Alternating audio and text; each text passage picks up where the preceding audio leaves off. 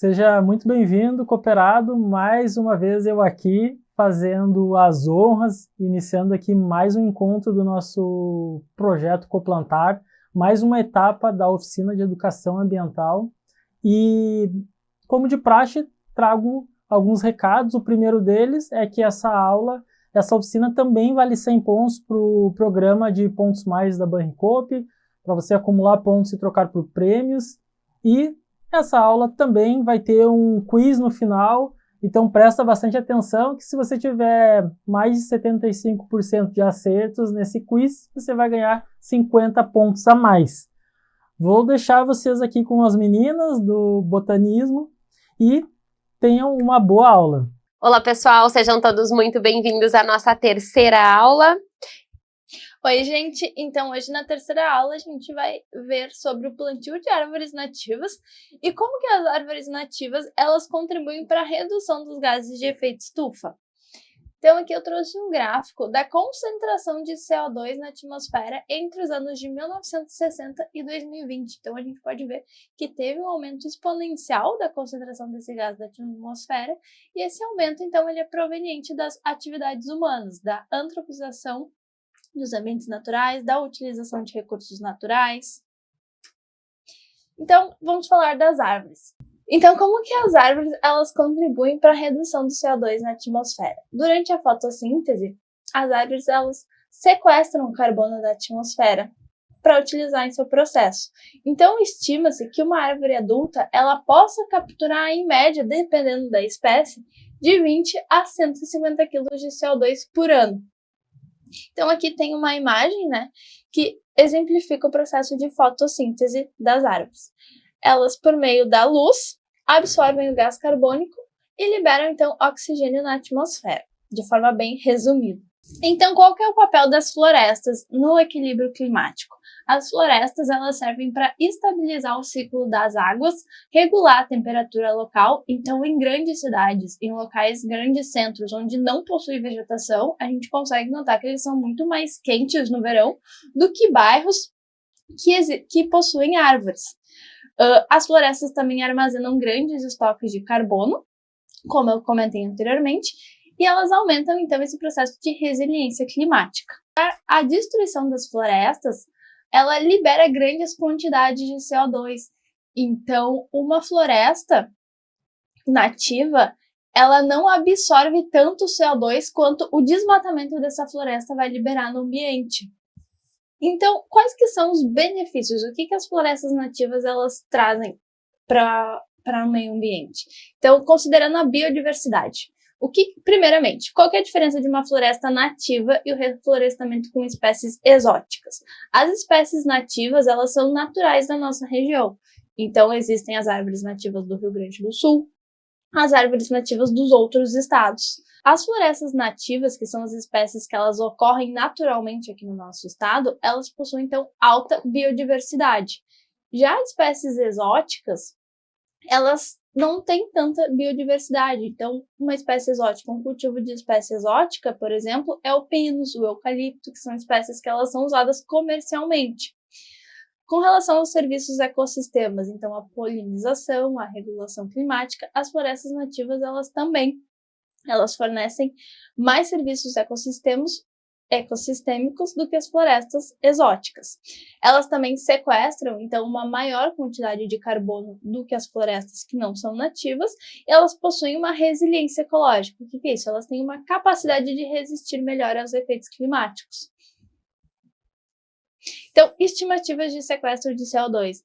A gente comentou, então, que as árvores elas sequestram o CO2. E essa quantidade ela varia de acordo com as espécies. Então, aqui eu trouxe algumas espécies comuns da nossa região e uma estimativa de quanto, então, cada árvore por ano sequestra de CO2. A aroeira. A aroeira ela é uma espécie primária, ela é uma espécie que ela se adapta melhor aos ambientes. É a primeira espécie numa área degradada que a gente vai plantar. Então, essa espécie, ela sequestra ali em média de 30 a 50 kg de CO2 por ano. Já um guarapuruvu, que é uma espécie que ela é clímax, a gente chama, ela vai ser plantada em áreas depois de um reflorestamento, não vai ser a primeira espécie que eu vou plantar para recuperar os locais, ela sequestra em média, então, de 120 a 150 anos. Qual que é a diferença dessas espécies? A aroeira, ela se desenvolve mais rápido, enquanto o guarapuruvu, ele tem um tempo maior para desenvolvimento. Mas então, por que plantar árvores nativas, né? A gente bate tanto nessa tecla, por que esse incentivo? Então, como a Alana falou anteriormente, né? Não é só a questão da espécie que está sendo introduzida ali no espaço. A gente também tem toda uma questão da biodiversidade local, né? Então, essas árvores, elas já chegaram ali, já estavam ali anteriormente, né? Então, já se criou toda uma biodiversidade no local. Isso a gente inclui até a questão dos corpos hídricos, a adaptação em locais úmidos ou seco e também a questão dos animais que vivem no entorno dela, se alimentam e já fazem, né, tem o uso do conhecimento desta região. Então vamos falar um pouquinho sobre o aumento, né, da biodiversidade. Quando a gente está falando sobre plantar as árvores nativas e a gente está tocando sempre nessa tecla, por quê, né? Para preservar o ecossistema existente ali. Quando a gente faz a supressão de uma área para então incluir, né, a monocultura, então o plantio de eucalipto, de pinos, o que a gente está fazendo? A gente não está só cortando árvore, a gente também está fazendo uma intervenção em toda a biodiversidade que existe ali. Então a gente está causando um dano não somente naquela floresta, mas em toda a fauna local que ele vive, né? Aves, insetos, mamíferos e todos esses animais que dependem daquele ecossistema para se alimentar, para se reproduzir, né? Um exemplo, né? A polinização, né? Como se fala muito da questão das abelhas, o que está acontecendo e o quanto isso vai interferir ainda na nossa vida quanto humano, né? Porque a gente depende das abelhas, dos insetos, dos morcegos, então a gente depende desses animais. Quando a gente tira essas árvores para colocar árvores exóticas, o que acontece? Vamos pensar numa plantação de pinos. Alguém já viu animais numa plantação de pinos se alimentando, fazendo ninho, ou vivendo dentro daquele ambiente? Não é algo comum de se ver, né? Então, dentro de um ecossistema nativo, a gente já tem ali toda uma cadeia, né? Quando a gente faz a intervenção dentro de uma floresta nativa, né? Então, quando a gente vai tirar ali, a gente faz um movimento em todo o ecossistema que existe ali. Seja de uma serpente que se alimenta, de um roedor que vem até aquele local para se alimentar de frutos que caem ou de raízes. Então, essas intervenções por árvores exóticas mexem todo, né? Desestabilizam todo um ecossistema. Vamos falar um pouquinho, então, sobre a manutenção dos serviços ecossistêmicos. Então, quando a gente está falando em manter essas áreas sem movimento, né, sem supressão, sem intervenção, a gente também está falando sobre purificação do ar e da água. A gente também tem o benefício da regulação do clima e da umidade, como a Alana falou anteriormente, né? Então, em grandes centros urbanos, a gente tem uma temperatura sempre elevada, a áreas onde a vegetação é mais intensa, né? Isso é bem percebível, né? Se a gente estiver se deslocando de uma região para outra. Formação e proteção do solo contra erosão. Essa parte, eu acho uma parte muito importante, porque ano passado a gente vivenciou, então, diversos desmoronamentos. Quando a gente fala em preservar a vegetação, a gente sempre bate na tecla de mata ciliar, em torno dos arroios, dos corpos hídricos, né? Mas a importância de manter o topo de morro, né? Então, muito se vê na internet, às vezes, campanha, né? E a gente, ano passado, teve em diversas situações, que precisa fazer a supressão, porque as árvores estão grandes em topo de morro. Então, fazer um gancho aí, né? A internet, ela é muito boa e ela tem 2 pontos, né? Ela dá voz para todo mundo e também dá voz para todo mundo. Então, quando a gente vê campanha aí de gente falando que precisa fazer, não, gente, é o contrário, né? As árvores, elas seguram o solo. Elas não soltam o solo. Então, tanto dentro da mata ciliar, quanto, né, nas encostas, a vegetação, ela é um benefício, ela é auxiliar, ela não é prejudicial, não é a vegetação que faz o desmoronamento acontecer. Então, as florestas nativas, elas têm uma menor necessidade de insumos. Quais que são esses insumos? água, fertilizantes, agrotóxicos. Então, como são espécies que elas são adaptadas àquele ambiente, elas não precisam ter uma grande manutenção. Quando é feito o plantio das espécies nativas, para um reflorestamento, por exemplo, a gente já faz o plantio, coloca o tutoramento, coloca ali um fertilizante, um composto para auxiliar aquela espécie no desenvolvimento.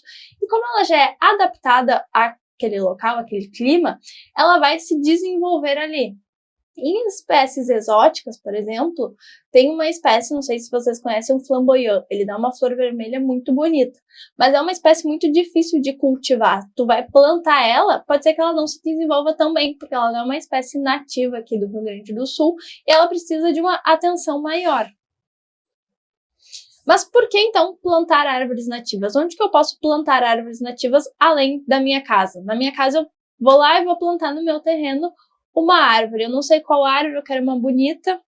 Eu vou lá e escolho uma espécie exótica. Então, essa espécie exótica que eu escolhi, por ser mais bonita, pode ser que no futuro ela me cause problemas com a canalização, com a altura dela. Então, isso é algo que a gente sempre tem que considerar na hora de escolher uma espécie, uma árvore para plantar na nossa casa. As espécies nativas, elas então fazem a proteção das nascentes, dos cursos da água. Elas, então, como a gente já vem comentando, reduzem as ilhas de calor, elas recuperam áreas degradadas. Então, quando a gente vê uma área com plantio de pinos, tem pessoas que têm a impressão de, por ter vegetação nessa área, ela é uma área que ela está equilibrada, considerando a parte ambiental. Mas não, essa área ela não tem um meio ambiente equilibrado ali, ela não tem interações ecológicas. Então, as espécies nativas, elas sim, elas promovem essa interação ecológica entre as espécies.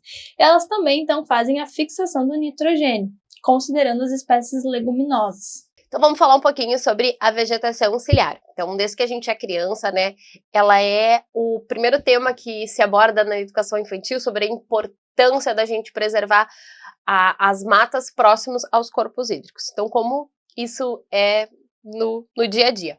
A gente possui uma legislação que prevê que todo curso hídrico, arroio, rio, tenha uma margem ciliar. E aí a nossa legislação vai mudando um pouquinho, de 30, 50, 100 metros, tá? Mas qual é o porquê dessa importância? O rio, ele se mantém dentro da sua calha, tá? Quando essa vegetação, ela é preservada, quando acontece uma enxurrada ou uma chuva que tem uma proporção de milímetros muito intensa em um curto período de tempo, essa vegetação tem a função de absorver a maior quantidade de água dessa calha. Então, o rio está mandando uma quantidade significativa de água, né? E essas árvores exercem esse papel de reter essa água, de segurar e manter também o solo estruturado. Quando ocorre a supressão e essa margem fica exposta, a gente está mais sucessivo a ter desmoronamento. O desmoronamento faz o quê? Ele empurra a terra de fora para dentro, diminuindo a profundidade da calha do rio e, consecutivamente, ele vai extravasar, né? A gente vai ter, então, os alagamentos com mais frequência. Então, outro ponto importante do que a Kelly falou sobre as áreas de preservação permanente. A gente vê ali ao redor dos cursos hídricos essa faixa não edificante, mas daí vem a questão, no meu terreno passa um curso hídrico atrás, ou eu tenho uma nascente, eu não quero manter essa área de preservação permanente, porque o terreno é meu e eu quero usar ela ali. Não, eu não posso, então eu tenho a obrigação de manter essa faixa, onde eu não posso construir nada, eu não posso fazer a supressão das espécies, e eu preciso manter ela para que ela mantenha, então, os serviços ecossistêmicos daquela região, daquela nascente, daquele curso hídrico.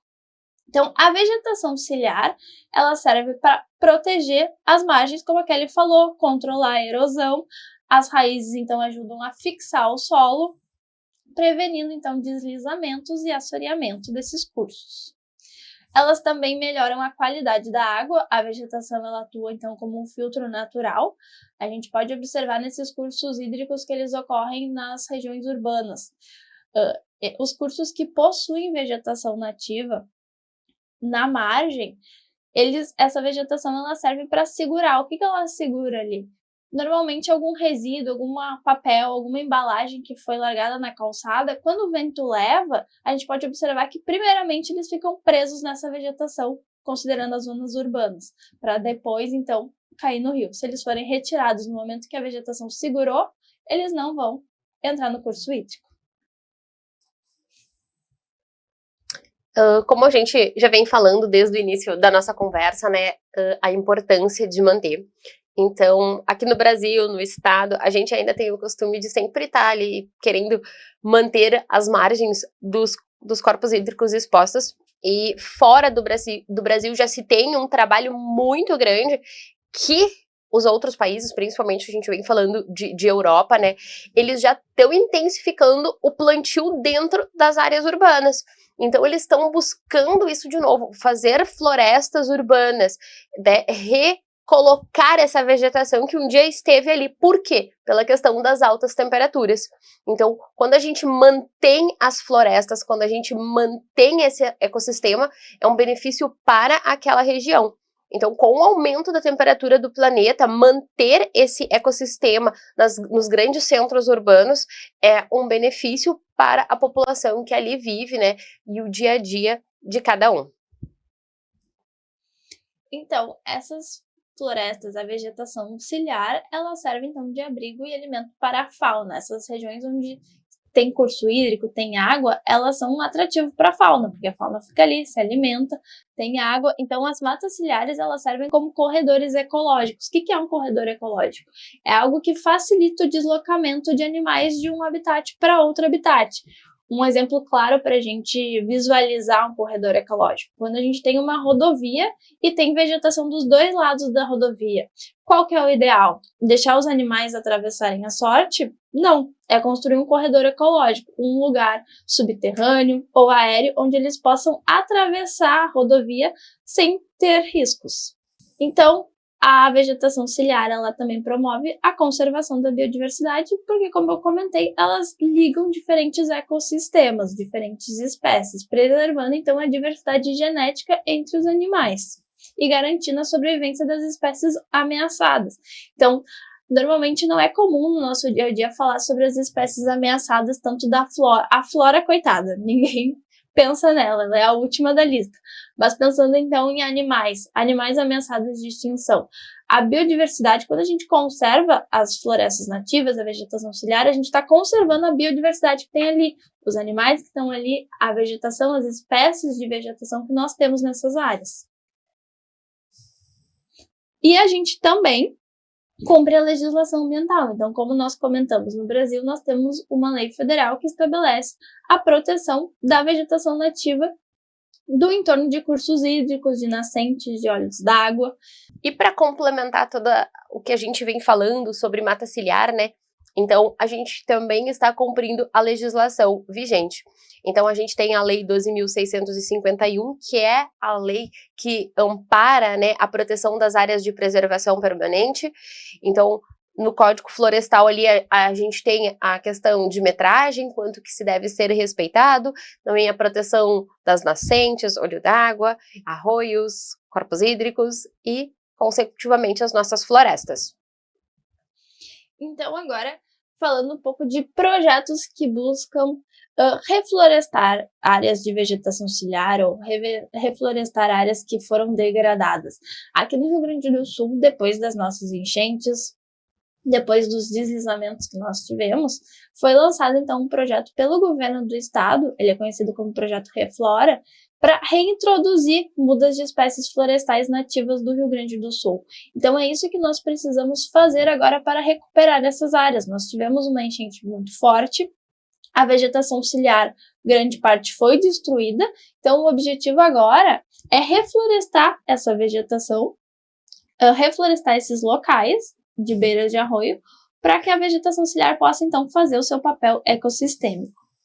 Então, o projeto Coplantar da Banricop vem aí para estar agregando tudo que a gente veio conversando nessas últimas aulas, né? Então, serão plantadas 1.000 árvores nativas na bacia do Rio Taquari. Então, esse projeto, ele visa, né, recuperar um pouquinho do dano que aconteceu em 2024.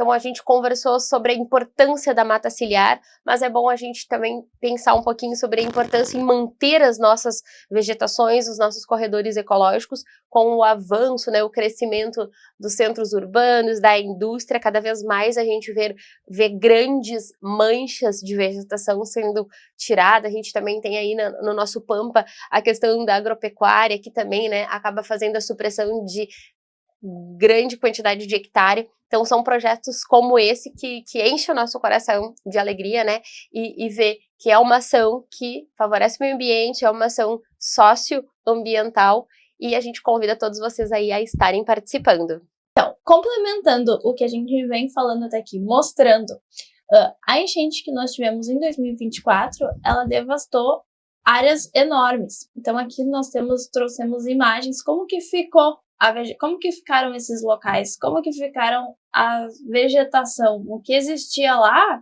e muitas áreas elas foram devastadas, cidades foram devastadas. Então não sobrou nada nesses locais.